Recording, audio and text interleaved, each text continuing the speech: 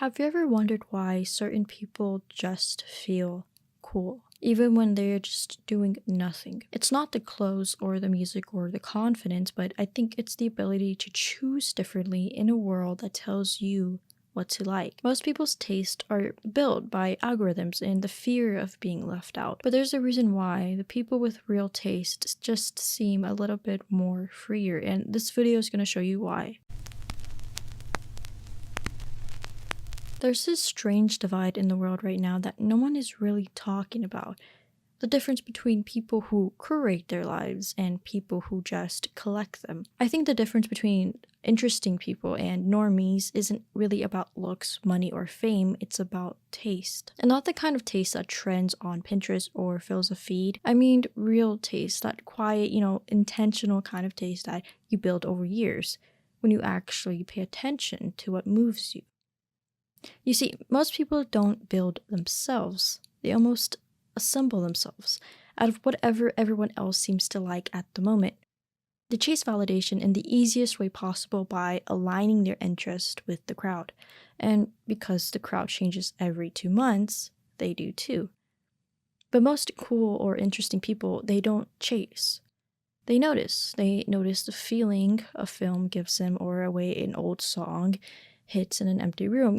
These little things, they notice the tone, the atmosphere, the way a certain thing feels right to them, even if no one else gets it. And they trust that instinct enough to follow it again and again until it becomes a language only they speak. I think that's the real difference. Interesting people have developed taste because they've done the work of figuring out what they actually like. And normies haven't because they've outsourced that work to everyone else. You see, we live in a time when everyone thinks they have taste because they know what's trending. But knowing what's trending isn't taste. I'm sorry, it's awareness of marketing, the algorithmic fluency, but not the artistic curiosity. You see it all the time, right? People dressing the same, speaking the same, posting the same, even the same half-ironic playlist or the same disposable cameras or the same artsy poses. Yet, they still think they're being original. That's what's wild about the modern era is that conformity now disguises itself as individuality. People no longer say like, "Oh, I want to fit in." They say, "I just like the vibe." But the vibe they like is the one that's currently being mass produced.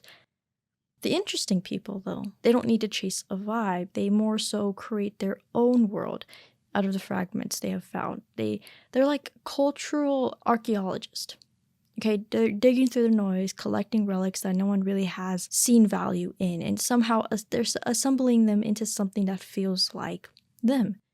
And I think that's why cool people always seem slightly off-grid, slightly disconnected from the mainstream conversation because their taste is shaped by their experience, not the algorithm's recommendation. But the funny thing is that this has nothing to do with rebellion, okay?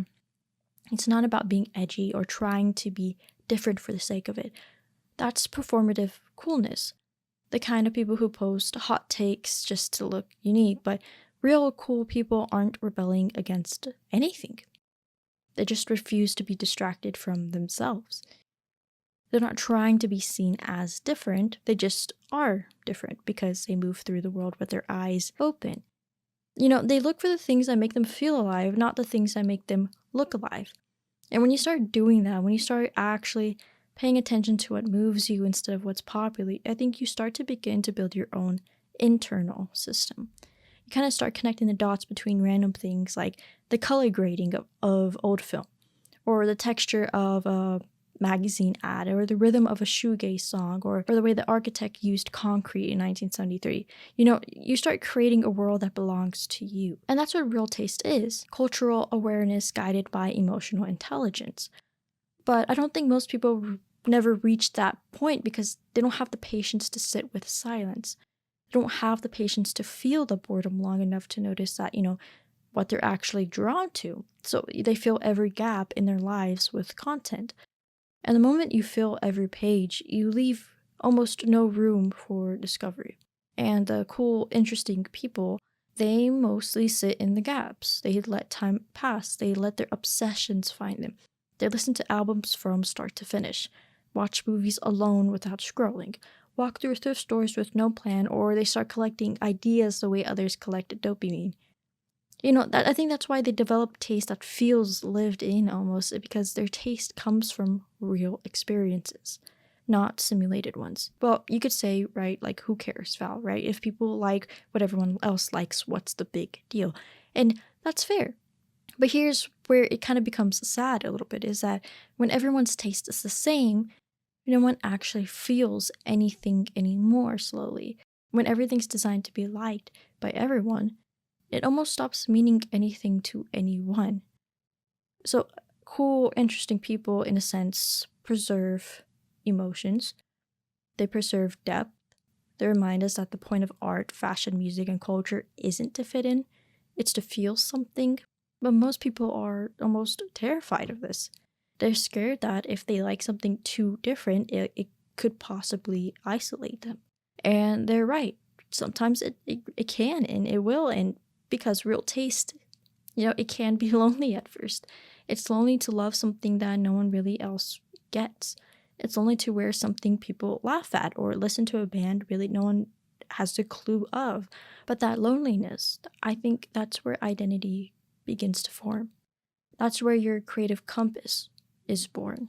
So sometimes I like to think about this paradox that everyone wants to be unique, but no one wants to be alone. So they perform uniqueness within this boundary of collective approval. They want the illusion of individuality, but not the responsibility of it. The responsibility of it means you have to stand alone for a while. It means you have to look around and realize, not everybody is clapping. And I think that's where most people like to turn back. That's when they stop curating and just start copying almost. But the ones who keep going, the ones who lean into that silence, they eventually come out with something real, something that actually has a fingerprint on it. And that's what makes them cool, interesting. It's not the outfit, it's not the music taste, it's not the confidence, it's that you could feel they made their choices themselves. They built a taste system almost that mirrors their inner world. And I think that's what makes them so incredibly magnetic. But coolness, in the end, right, is just this self-awareness turned outwards. It's how self-knowledge looks when it's dressed in sound, color, or texture. It's the way understanding yourself makes you move differently. And people pick up on that energy easily, and even if they can't really explain it. So the tragedy is that we've turned taste into a personality quiz. It's a way to signal belonging instead of meaning. We forgot that taste used to be this, spiritual thing. It used to reveal what a person noticed about the world. Now it just reveals which page they saw it on. So maybe the difference between cool people and normies isn't judgmental, it's more existential. One lives life like a curator, searching for what's real, and the other lives life like a consumer, searching for what's safe. So when you look at it that way, the whole idea of being cool stops feeling shallow, and it starts kind of become sacred, because maybe cool is just another word for awake. I want to say that taste isn't random. It's not something you are completely born with. I think it's something you build. And the way you build it says everything about who you are when no one is really there. So most people think taste is about preference. Like, oh, I like this brand. I like that color. I like that kind of music. But that's very surface level. I think real taste goes incredibly deeper. Real taste is about awareness of how things make you feel, not just how they make you look. And that awareness doesn't come from scrolling, I want to say. I think it comes from paying attention to your reactions. Those small, fleeting moments when someone or something resonates and you don't even know why. Maybe it's the sound, right, of a guitar, or maybe it's the shape of a jacket that, I don't know, reminds you of your grandfather's old photos. Maybe it's the color palette of a movie that makes you feel like the inside of your own mind. You don't always have to have the words for it, but you can feel it. And interesting people, they listen to that feeling. They let it guide them. I think most normies ignore that instinct because it doesn't fit the crowd. They suppress it. until it disappears. Because that's what social conditioning teaches you to mute yourself for acceptance, to flatten your edges until you fit into the grid. And over time, people really lose the ability to tell what's theirs and what's borrowed. I think they mistake exposure for connection. Just because you've seen something 1,000 times doesn't mean you understand it. And yet, most people build their whole identity off of exposure, not understanding. I think that's why so many people feel lost right now. It's not that they don't have interests, it's that their interests aren't really theirs. It was given to them, it was fed to them by the algorithm, by the feed, by the unspoken rules. They've been taught to perform taste instead of experience it. And when you create your own taste, when you go through the process of discovery and reflections and you're doing something incredibly rare, you're defining where your perception ends and the world begins. So I think if we think about how curation works in art, a curator doesn't create the paintings, right? They arrange them. They decide what belongs together, what doesn't, what story the collection talks or tells. They don't add more. I think they remove what's unnecessary. So I think taste works the same way. You curate yourself by deciding what stays in your orbit and what doesn't. And that process, that constant editing is how your identity becomes clear. So interesting or authentic or cool, whatever you want to think of, are basically self-curators. They gather fragments of the world that feel aligned with who they are, and they reject the ones that don't. It's really that simple. No matter how popular they might be, I think that's why their taste always feels coherent. And it's not built for approval. I think it's just, how it means to them.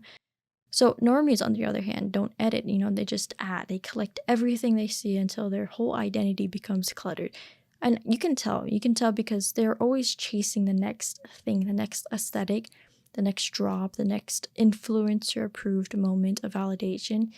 Their sense of self depends on staying current. And I think that's the curse of it all. Once your identity is built on what's current, you will never ever stop running. So people with real taste move slower. They're not in a hurry to adopt or abandon. They give things time to breathe. They live with their interests long enough to understand them. And that patience, that slowness, I think is what gives their taste depth. You can feel when someone's, genuinely lived with their influences. Their clothes tell a story. Their rooms, feel intentional. Their playlist doesn't really sound like others. Everything feels completely fresh and earned. And I think that's because taste at its highest form isn't about things you like. It's about the relationships you've built with them. What if, I think psychologically, maybe this might all tie to something deeper, the development of an inner world, almost, I want to say, So cool people have rich inner worlds, right? They spend time alone. It's not really an escape, but a way to listen to themselves. They like to process things, they reflect more, they create context for what they love. But normies, right, they kind of outsource their inner world to social validation. Their opinions are formed through conversations. And the less time they spend in solitude, the more they rely on others to confirm what's worth liking. So I think that's why solitude is so important for building taste, because in silence, there's really no feedback loop. There's no dopamine rush for likes. There's no reassurance like, oh, you're on the right track. I think you're forced to develop an internal compass to decide for yourself what resonates. And once that compass strengthens, I think everything starts to change. You kind of stop seeking permission to like what you like. You stop apologizing for your taste. You stop needing validation for things that, that make sense to you. So that's the psychological foundation of cool, I feel like. It's not really rebellion, it's not mystery. I think it's just emotional independence. But it's hard to maintain that in the modern world. Like, algorithms are designed to flatten taste, to reduce everyone to the same aesthetic median, the same neutral minimalism, the same lo-fi soundtrack, the same moody tones. Like, we all call it aesthetic cohesion, but really it's just cultural sedation. It's like that's the paradox of it all. The more we chase aesthetics, the less aesthetic sensitivity we actually have. And everything starts to look the same because everything is designed for engagement, not emotion. So, interesting, authentic people resist that by not consuming like everyone else. I think they go looking for things that aren't really being pushed. They seek texture, contradictions, imperfections, and I think they really find beauty in what's overlooked because that's where the truth hides almost. Normies crave what's digestible. Cool people crave what's alive. It's really interesting, but when you strip it all down, I want to say that like psychology of taste is basically the psychology of attention. What you choose to look at, listen to, wear, or feel, that's your attention pattern. And when your taste is intentional, your conscious becomes yours again. And I think maybe that's why people with taste feel so magnetic.